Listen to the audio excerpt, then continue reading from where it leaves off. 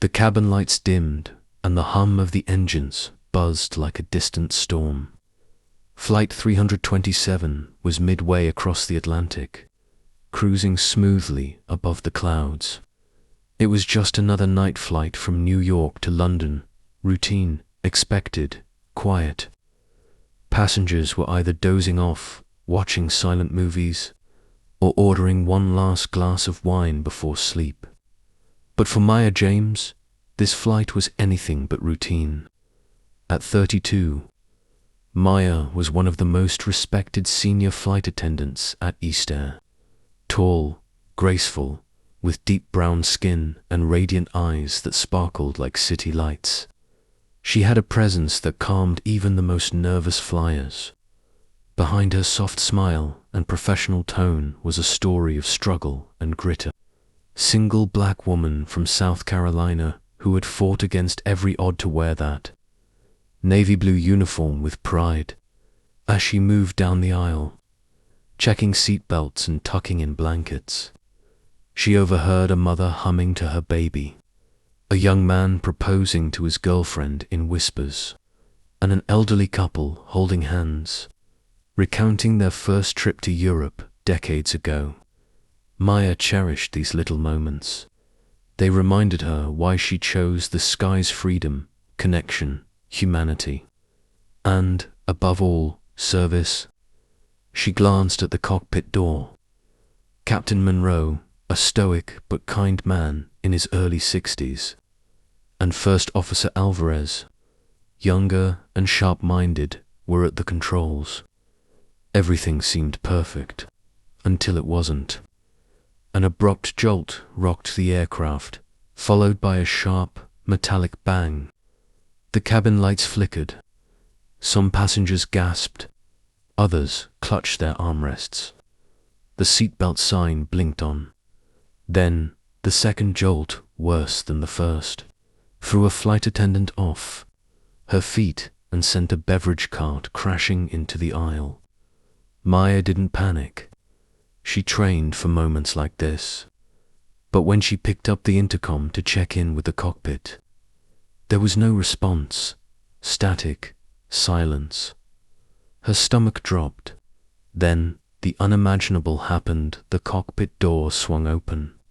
First Officer Alvarez stumbled out, his face pale, hands trembling, blood seeping from a cut on his forehead. The captain? He's unconscious. Maybe worse, he whispered, struggling to breathe. Something hit us. A bird strike, engine failure, I don't know. Chaos broke loose in the cabin. Screams, prayers, panic. The plane began to tilt downward, slowly but unmistakably. Oxygen masks deployed. The passengers clung to their seats as the nose of the aircraft dipped toward the dark ocean below. And in that moment, while others cried or froze, Maya moved. She helped Alvarez sit down, wiped the blood from his eyes, and asked a question no one expected. "Can you teach me how to fly this plane?" Alvarez looked at her like she was mad. "You want to fly the plane?" Maya held his gaze. "You said the captain is unconscious. The plane is falling. You're bleeding and barely upright. You can't do this alone." He hesitated, but something in her eyes still, uncertainty, forced him to nod. The cockpit was a maze of lights, dials, and alarms blaring like sirens in a city on fire. Maya had seen the cockpit dozens of times in passing, but now she was sitting in the left seat, the captain's seat. Her hands trembled as they hovered over the controls. "Okay," Alvarez whispered hoarsely. "We lost the left engine. Maybe both soon. Instruments are erratic. Controls are sluggish. I'll guide you. We don't have much time." The pressure in the cabin dropped. Passengers were screaming. Outside, the Atlantic's black waters loomed closer by the second. Maya forced herself to focus. "Tell me what to do." First, level the wings. Gently, don't over. She followed his voice like it was gospel. The yoke was heavier than she expected. The plane fought her, angry and wounded. But she pushed back with every ounce of strength. Good, Alvarez said, coughing. Now pull back just a bit. There, nose up. The descent slowed. Meanwhile, in the cabin, people were beginning to realize something strange aflight. Attendant was flying the plane. Whispers rippled through the rows like an electric current. Some cried harder, others prayed louder, and a few, for the first time, hoped. Maya had never imagined herself behind the controls. Growing up in Charleston, she'd been told she was too poor, too black, too female to dream about becoming a pilot. So, she chose the next closest thing, flight attendant. Still in the skies, still close to her dream. Now here she was, keeping over 180 lives suspended between life and death. Alvarez pointed to a blinking light. We're losing fuel, fast. Nearest emergency landing is on the coast of Ireland, Shannon Airport, but we might not make it. Maya's mind raced. Options. We can attempt a water landing, but conditions are bad. Waves are high. Winds are strong. She bit her lip. And Shannon? If we can keep her in the air for just 20 more minutes, we might have a chance. Outside, lightning cracked across the horizon. The storm was closing in. She whispered to herself, "Hold together, girl. Hold together." Then, switching on the intercom, her voice echoed through the plane, calm, steady, full of heart. "This is Maya James, your flight attendant. I am now assisting in piloting this aircraft. Please remain seated and calm. We're going to do everything we can to get you home safely. Trust me, we're not giving up." In the cabin, silence fell. Some passengers wept. Others whispered her name like a prayer. Maya James, the woman they had overlooked, underestimated, and rarely even noticed, was now their only hope, and she was ready to carry them. The night sky was no longer calm. Wind howled against the fuselage like a warning. Rain slammed the windshield in waves.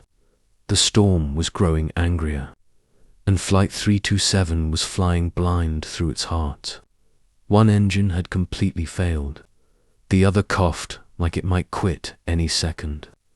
But Maya James, seated in the captain's chair, wouldn't let go. Her hands gripped the controls tighter, her muscles screaming. Her uniform shirt clung to her body with sweat. Alvarez, growing weaker, fed her instructions in a broken voice, pausing to catch his breath between each word. Altitude, stabilize, check heading. Now adjust pitch. She obeyed every word, her eyes flicking between the controls and the storm. Her fingers trembled, but her resolve did not. In the cabin, passengers had gone quiet. Mothers held their children close. Strangers held hands. Prayers floated through the air like soft music. One little girl whispered, "Is the lady going to save us?" Her father replied softly, "She's trying, with everything she's got." Maya's thoughts raced. She thought of her childhood, of watching planes lift into the sky from the patch of grass near her grandmother's house. She had whispered dreams into the wind. One day, that'll be me. She thought of the flight school rejection letters. "We don't currently offer scholarships to candidates of your background." She thought of the countless times passengers had mistaken her for a cleaner, a baggage handler, anyone but who she was, a professional, dignified, dedicated flight attendant with over a decade in the skies. And now they had no choice but to see her. Alvarez leaned toward, her voice hoarse. "You've brought us this far. We're just minutes from Shannon. I'll guide you through the approach." A blinking light appeared ahead. The Irish coastline, faint but visible. The final chance. "Mayday, Mayday," Maya said into the radio. "Está aí 327 pilot incapacitated. Aircraft damage. Flight attendant at the controls. Requesting emergency landing." A reply came quickly. "Está aí 327. Shannon Tower copies. Runway 24 is clear. You're cleared for emergency approach. We see you on radar. Wind gusting 30 knots. Godspeed." The landing sequence began. The cabin was fully secured. Passengers braced. Flight attendants wept silently. Some passengers whispered their names and addresses into their phones, just in case they didn't make it. And through it all, Maya stayed calm. "Gear down," Alvarez murmured. Maya flicked the switch. The aircraft shuddered as the landing gear deployed. Flaps full. She obeyed. The runway lights shone like stars on the ground. Hope and terror raced toward each other in those final seconds. "Maya," Alvarez whispered, looking at her with a strange, proud sadness. "You're doing something no one ever believed you could." She didn't look at him. Her eyes stayed forward. "I don't need them to believe in me. I just need to land this plane." And with that, Flight 327 began its final descent. The wheels of the aircraft trembled in anticipation.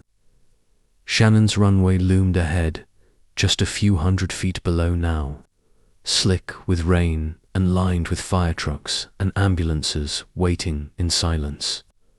The control tower held its breath. The world seemed to pause. Maya's heart thudded. Every instinct screamed at her to panic. But instead, she listened to her breath, steady, deliberate, and Alvarez's weak voice beside her. "Bring the nose up just a bit.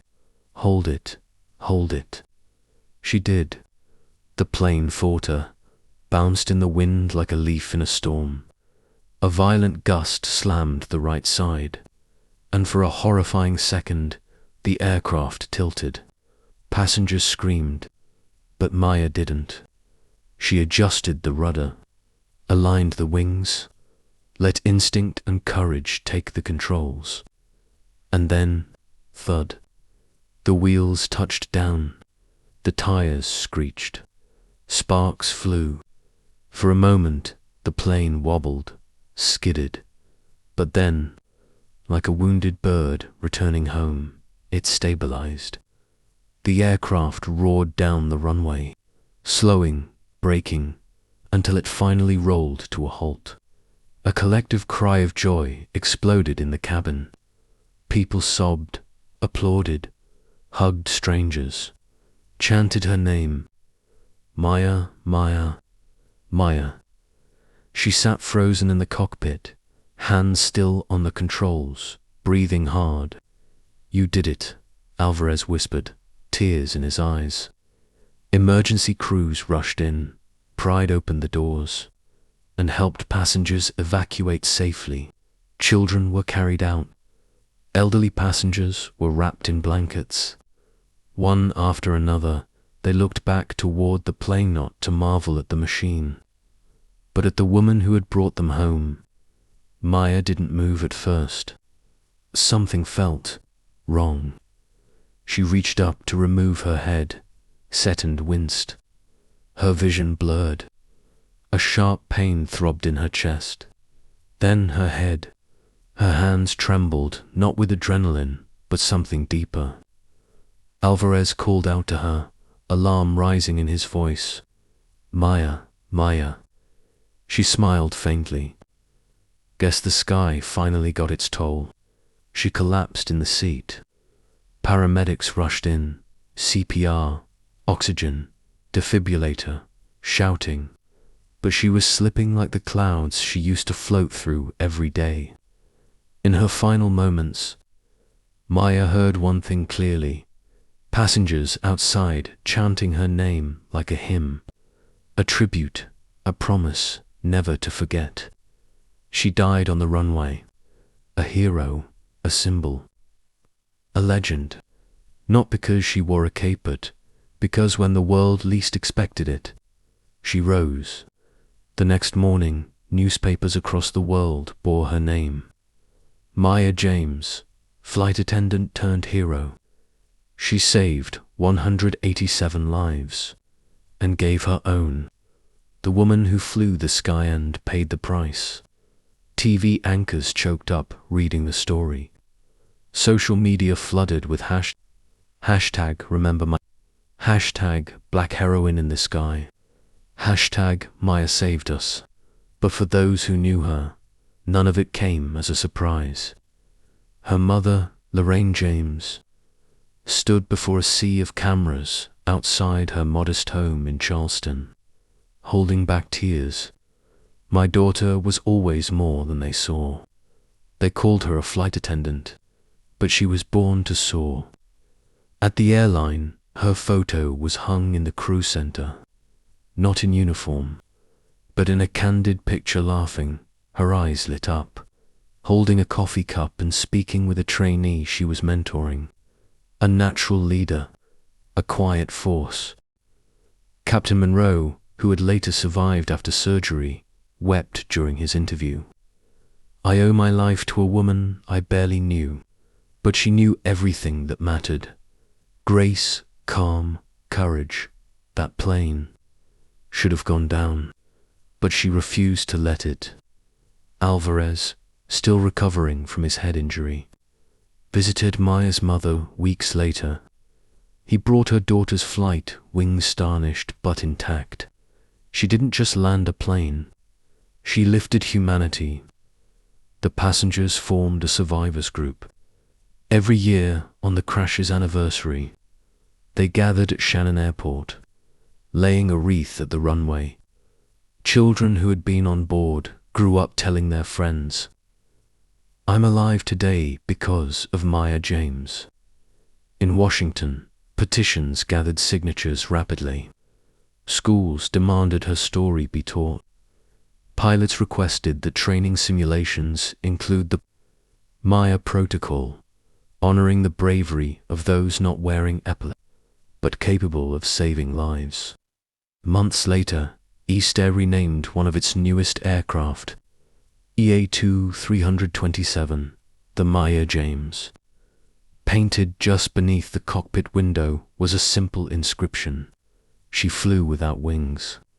And somewhere in a small neighborhood in Charleston, a little black girl stood under the sky, watching planes pass overhead. Her mother leaned close and whispered, "That's where Maya went. She became the sky." If this story moved you, don't let Maya's name fade into silence. Hit like, share this video with someone who needs to hear it, and subscribe to the channel for more powerful, untold stories like this one. Because some heroes don't live in fiction. They lived, loved, and left behind legacies that deserve to be remembered. Asterisk. Thank you for watching. Stay safe, stay kind, and keep your heart open to the stories that matter.